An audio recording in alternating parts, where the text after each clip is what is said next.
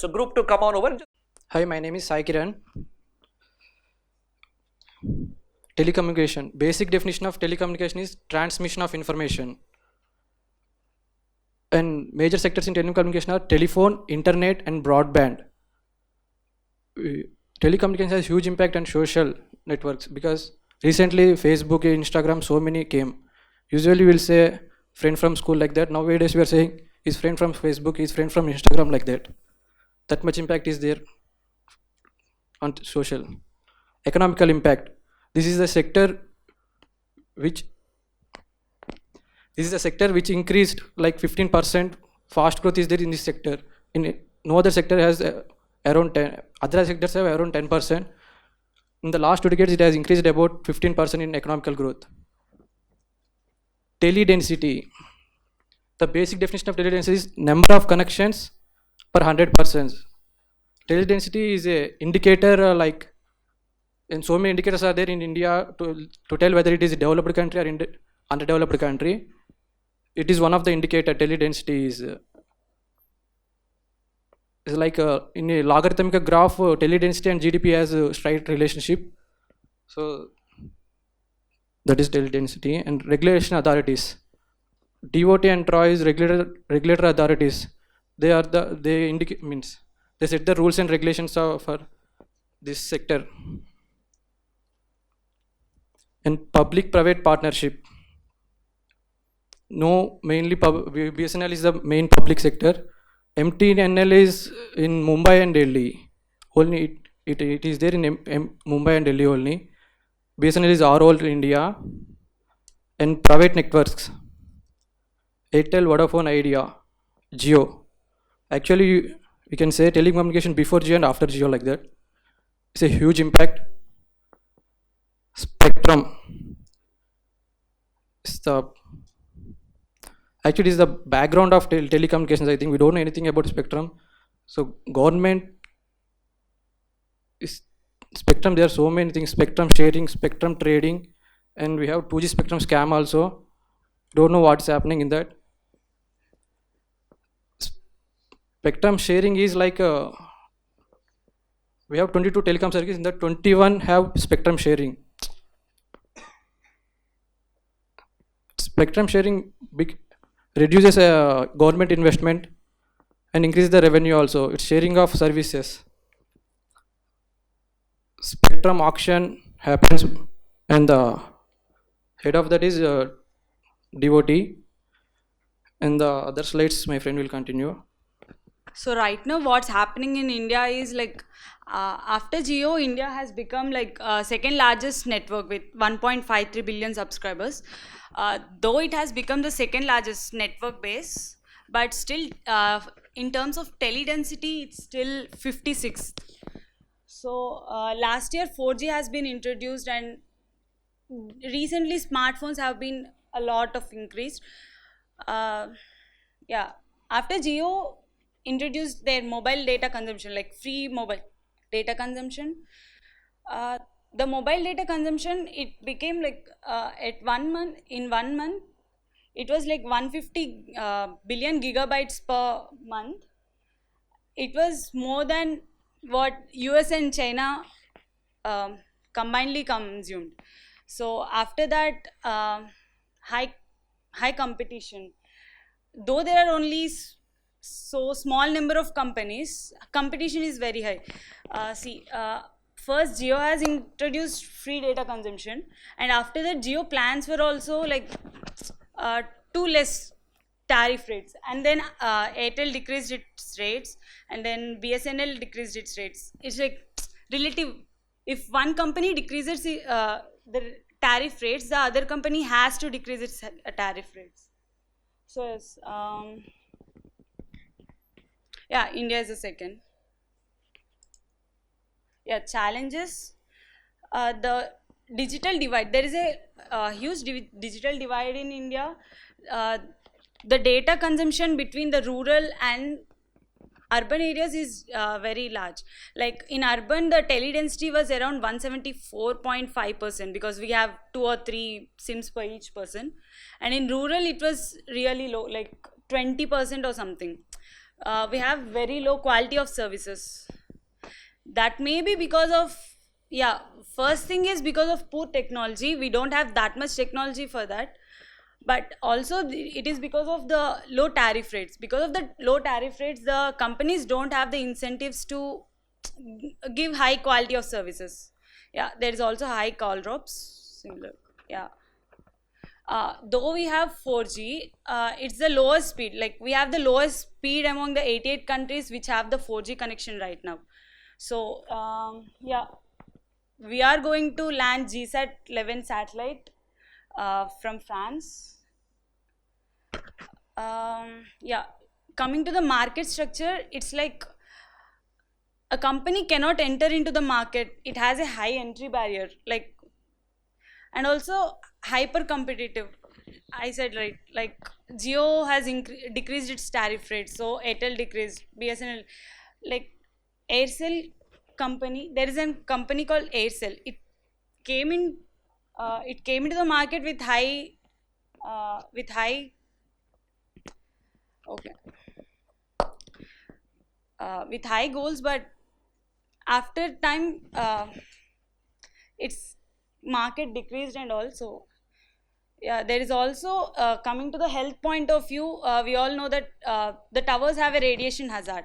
Because of this hazard, it becomes difficult to find a place to keep these towers. So yes, how the government is handling, my friend will continue. So basically, the problem with India's telecom infrastructure is that we lack connectivity to all areas of the country, and we lack the quality of service. So in order to tackle this service, the government has come up with the following schemes. So the major one is the BharatNet. The BharatNet, through BharatNet, we intend to provide broadband connection to rural areas. Actually, BharatNet comes under the National Optical Fiber Network, which has a broad meaning. National Optical Fiber Network is something like government will be laying the optical fibers and anyone could use it, like ISP, a telephone service provider, or even the local cable network could use that. So BharatNet will be using that NOFN, which comes under Digital India. So the next problem is lack of connectivity to all the places in the country. So this involves providing network to left-wing extremist hit areas, which involves areas of Bengal, Orissa, Andhra Pradesh, and also connecting the northeast regions. So another major reform that the government will be implementing is the connecting the mainland India with the island places like Lakshadweep and Andaman and Nicobar with optical fibers. And the last one is the Wi-Fi hotspot. So basically, India is second largest with respect to population, and we share almost 1/5 of the total population of the world. But coming to Wi-Fi hotspot, its stats are like one hotspot for 1,000 people, which is really low. So, in order to avoid this, government have come up with the Wi-Fi hotspot schemes, which are like Gen Wi-Fi and Naga Wi-Fi. And the government has, as you may know, tied up with Google to set up Wi-Fi hotspot in railway stations called Railwire. So the future of telecom infrastructure in India, next is 5G. 5G is the next generation telecom revolution. We hope that India will be able to unveil it in 2022. Basically, 5G is not just a mobile connection, it has far more reach, like low power consumption, remote assisted surgeries, and better traffic control. So, as you may know, there was a massive leak in data from Facebook. So, the government has India has come up with a personal protection bill and asked the report of Mr. Sri Krishna committee, and he's already submitted the report. So, we hope that with the implementation of this report, we could serve the net safe and securely. Thank you. Right, so machine-to-machine learning, IPv4 to IPv6 are all sort of protocol standards, innovations out there, not necessarily the basic infrastructure, right, that we want to talk about. So I think telecom is clearly one sector that has changed dramatically within a few people's lifetimes. If you pick some of the oldest faculty at IIT, and you go and talk to them about their story when they first came to IIT, they'll probably tell you that they probably came in the mid-80s or late 80s, early 90s. Applied for a phone connection, and it probably took them 7 to 8 years to get a phone connection, right? Go and talk to some of the older faculty, right? The Koshi Vargheses, or even the people who are a bit older than them, Professor Ramurthy, all of that. And you'll find that this was the case, right? It took 6-7 years to get a phone connection, right? And therefore, people who had phone connections was very prized, thing. I remember I had a phone connection at home growing up. People from the neighborhood would come in and make a call. Right, so it was community infrastructure in some sense. I mean, some of them would give 1 rupee, whatever it is, because it was scarce, right, and you couldn't really make a call. When I was a student at IIT, each hostel had one phone, which didn't work most of the time. So the idea is somebody would call, there'll be one the security guy who is there at the hostel now, his job was to pick up the phone. So he'd pick up the phone, there was an intercom system, and he would shout out the room number on the phone. So he'd say, room number 234, STD call, which was very standard trunk dialing because it's a call that comes out of Chennai, right? So we were all reliant on one phone, okay? And if we needed to make a phone call, we needed to go to Gurnath, right? And Gurnath had one phone which had what they call this STD ISD PCO booth, right? The standard trunk dialing, international dialing, whatever, and make a call, right? So that was how things were. And I remember when I first went to the US and I went to Stanford, I got my apartment essentially on the day I went there, and I was asked to check a box on the form. I checked a box on the form and I had a phone connection. And that was just unbelievable, right, at that point. Now, of course, things are very different. You can get a phone connection in minutes. First of all, nobody really looks at landline connections that closely anymore.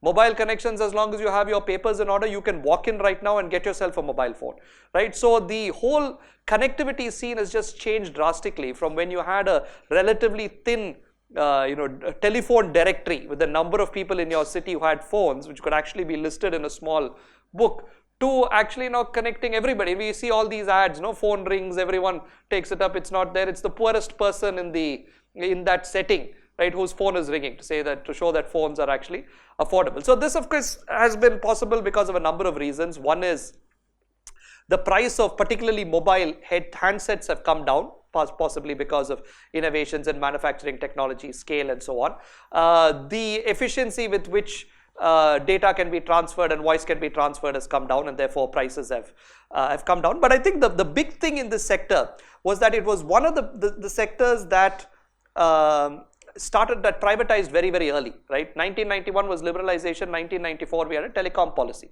And we said, bring in the private sector. Why should BSNL be the only ones who provide telephony services? Let other people come in, right? Actually, what happened in 1994 was not a very happy story, because people came in and they said, oh, India is growing, etc., etc. And they said, you know what, we will, and so they said, can you pay me a license fee, right, to get a license? And all of these guys overpromised. They said they'd pay huge amounts of money to get a license. They were awarded licenses in the belief that later on they would pay, but the demand really didn't pick up, right? So they opened up competition. There's something called the universal service obligation, small amount of money going into a pot with which you can service rural areas, had problems. Auction system led to very high bids, right? People bid a high amount to be given a spectrum, right? And there wasn't adequate competition.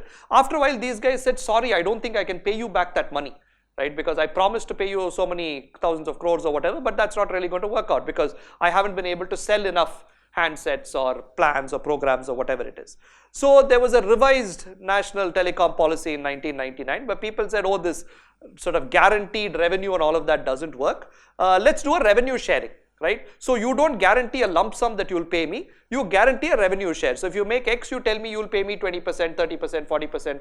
Let's have some revenue sharing mechanism. And so this then took off and a lot of people started coming in, right? So more competition obviously leads to falling prices. One of you talked about it, right? So Aircel comes in and or Airtel comes in and says, I'm going to offer you calls at this rate and that's the cheapest, then I'm going to shift to Airtel, right? And therefore everyone else has to drop because otherwise everybody will go to Airtel. So today's case, that Jio is the classic example, right? So you drop your rates, everyone goes to Jio, and therefore everyone else has to drop their rates. Now, one of the barriers today is that numbers are not yet completely portable, right? So if I have an Airtel number and I want to go to Jio, I might need to get a different number. But once we get universal portability, then that's no longer an issue, right? I can just change provider. So for a consumer, that's great, right? My prices keep coming down because people are competing with each other. I mean, I love Jio for the fact that they gave the internet for free because everyone else has to follow suit, right? So that's great from a consumer's perspective, right? But the interesting thing, and there is one drawback to this, and we'll get to the drawback in just a second. So more competition, falling prices, India is a large country, a lot of investment, etc., etc. But here's the thing. At some point, the government said, look, BSNL can't compete, right? I mean, if we are a slow-moving public organization with, just like our electricity boards, we have all this debt. These guys are racking up profits by rolling things out instantaneously. How can we compete? And so they did something called corporatization, right? Which is, they said, BSNL, you're still a government-owned organization, but you're going to run as an independent company. Right? You're going to be in charge of your profits, you're going to be in charge of your revenues, you're going to be in charge of your decisions. We'll essentially give you a CEO, so you run just like an Airtel or whatever, you run as a corporatized entity, as a separate company, except you're 100% owned by government. What this does is now it gives BSNL the flexibility to take the same decisions that Airtel and Reliance and Vodafone and in those days Hutch and all of these fellows, the names keep changing, were taking. Right? So BSNL also started becoming very competitive in this game, and even to date, BSNL still provides good service. I have a landline at home that's BSNL. It works well. Whenever there's a problem, the guy responds to it, in fact, possibly faster than my Airtel fellow responds to my internet connection. Right? So they are actually able to compete. So the government organization is able to compete because they've been corporatized and because they've been put into a playing field while everyone's aggressive, and therefore in order for them to survive, they have to be aggressive. Otherwise, nobody will take a BSNL connection, right? So those were significant reforms in the telecom sector, right? So, but because you have so much competition, you need a regulator. Right? You need a regulator to ensure that spectrum is given in an equitable fashion, that prices are somewhat within a certain price band, that people don't start colluding. Right? The fear is big companies buy out small companies and you've got 2-3 players, and that's sort of what we have today. Right? So who are your choices now? You've got Airtel, you've got Reliance. Who else can you go to buy a phone today? Vodafone? Right? Idea. You've got a handful. What if those guys sat around the table and said, boss, why are we giving it at 1 rupee? Why don't we all give it at 5 rupees? Right? And as long as we all give it at 5 rupees, the public is forced to pay 5 rupees. Right? So that's called collusion. Right? How do you prevent that kind of collusion? You have a regulator. Right? So the regulator looks at it and sees their colluding behavior. So the regulator serves a variety of functions that are extremely important. Right? So it regulates prices, it manages spectrum licenses and so on. There are some criticisms of TRAI, and we'll talk about it much later in the class when we talk about regulators. But the question is the regulator a real regulator, or are they what we call a toothless tiger? Right? So you've given them, you've sort of splashed their photos on the front pages, but they are the stooges of the political party in power, or they're unable to make any decisions. Right? So there's a bit of a criticism in terms of how forthcoming or forthright can the regulator be, right? And that's sort of one of the, again, somebody brought out the 2G scam, right? And essentially the story there was the spectrum was being sold for seemed to be sold for a very low price. Right? And so the question was, why are you selling it for a low price? The spectrum is something that's the property of the country. If you sold it for a very high price, couldn't you make a lot of money which you could then put into infrastructure upgradation? Right? The counter response was, the reason you're paying 40 paisa per call or whatever is because I sold it at a low price. If I had asked this guy to pay such a high price for that spectrum, you think he'll give you call rates this cheap, right? So I'm actually giving it at a low price in order for telephony to be prevalent across the country, right? So it's very difficult. So you need a regulator to step in, right, to help understand what's going on here. Right? So that's essentially what's happening with telecom. Lots of players, BSNL, private players, etc. And this is a nice sort of graph, right? So look at the dotted line. It's the mobile subscriber base, and this is, by the way, heavily dated, right? This is 2005, 10 years ago, but it's a nice graph, and I haven't found a nicer one to put in. But just look at this curve, right? Sort of look at the rate at which it increases, and interestingly, look at the charges, right? I mean, these are amazing. Just the steepness of the curve, no, that slope, the rate at which people have adopted and the rate at which charges have dipped, right? You needed to be a very wealthy person at one point to own a cell phone. When mobile phones came up, person with a mobile phone was clearly creme de la creme of society. We had one such person in my school sports day many years ago. Parents said, here's a cell phone. If you're in trouble, give us a call. Right? I don't think anyone participated in any sports. Everyone was just borrowing the phone, pressing the button. It was like a brick. Right? It was like your textbook, essentially, the phone. Right? Today, phones are wonderful, and then, you've got smartphones. They do more than just So telecommunications is not only about phones, it's about communication. Bandwidth speeds have increased. The microprocessors on your phones do all kinds of wonderful things. You've got more power, in the small thing in each of our pockets than we did in large computers when I was a student here. So all of that so technology has certainly helped leapfrog forward. All right, these are just data. I won't really look through all of this. We talked about the new telecom policy. There are the Universal Service Obligation Fund, essentially to fund investments in rural areas, all of that. There's a broadband policy. I think one of you just brought that up. The Digital India program that you brought up is here, all of that. All right. All right. So what are some of the issues? So here's one of the issues. The average revenue. So competition is a good thing. I'm very glad that I'm paying very little. Okay. But is that a good thing for the industry? Right? At what point can these guys continue to sustain business? Because in order for Airtel, Reliance, Idea, whoever to be in business, they've got to make at least a marginal profit, right? So one concern is this average revenue per user, ARPU, the fact that it's falling, is that critical, right? Is the price war between service providers putting a lot of stress on margins, and will that have an impact later on? Will these guys become like our state electricity boards, unable to invest in upgrading their towers, etc., because their balance sheets are very thin? Right? They're forced to give it at low prices, they're not making enough profits, and therefore the quality of the infrastructure suffers, right? So this is something to think about. It may or may not happen. But what does seem to be happening is because the prices have been reduced so much, right? You've put more customers into the network, right? Many of these customers are no longer using these phones to make calls. In fact, I think when I look at my usage, probably 5% of the usage of my mobile phone, right, is on calls. Right? A lot of it is, checking my emails, browsing, WhatsApp, whatever it is, right? So, and a lot of people are now essentially downloading movies, watching movies, sending song clips, this, that. So the amount of stress that we are now putting on the infrastructure, on the towers, is huge, right? And we are not necessarily investing at the same rate in that infrastructure. Right? So all your fiber, your cable, your towers, etc., are not keeping up necessarily with the rate at which this is going. And therefore, I think, in my opinion, and I've seen this clarified elsewhere as well, we seem to be seeing a slight increase in call drops, right? These kinds of things. I mean, now compared to a couple of years ago, now I find it more difficult to get people on the phone. Right? It sort of keeps going in. It doesn't sort of seem to go through. A classic case at IIT is exactly at that 10:50, 11:50, 9:50, when you guys come out of class and everyone switches on their phones, it's chaos, right? I've never been able to communicate with people between 8:50 and 9, 9:50 and 10, 10:50 and 11, because all of you guys are switching on your phones. Tower can't take the load, right? They bumps it off from one tower to the other, etc. I don't know how their switching algorithms work. So there is a little bit of concern in terms of the telecom was a super success story. It was an industry which nobody had any access to, infrastructure that nobody had access to.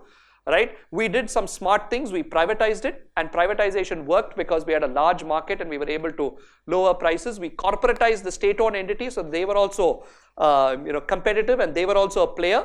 Right? Hardware prices came down. Innovation happened, smartphones, etc.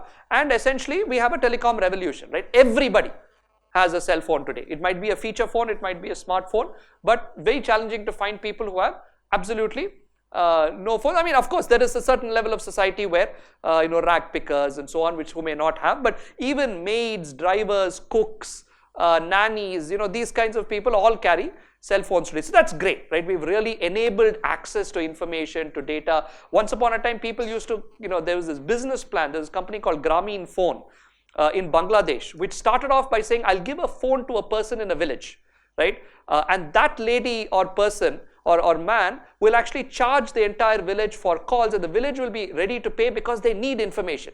They need to know what price fish is selling for in this market. They need to communicate with somebody else because there's been a death in the family, right? So essentially at that time, the communication infrastructure was so bad that one phone became a business model, right? Today everyone is connected. So it's a huge success. But question is, do we have now the question of too many customers? And at one point, infrastructure was outpacing customers. Now our customers outpacing infrastructure, right? Judging by call drops and the fact that videos and all of that take too long to load because bandwidth is scarce, etc. Are we running into that problem, or will 5G and other things actually come in and save us? right? So this is sort of one of the questions that is open with regards to telecom. Okay, so we're going to stop here. Again, just a few other, I don't think there's bottom line in Indian telecom. Competition has led to enormous increase in usage. Telecommunication drives information flows, and this has driven economic growth. Right? Today, I'm much more productive because of telecommunication. I don't have to travel all the way to Delhi, spend a whole day for a 1-hour meeting.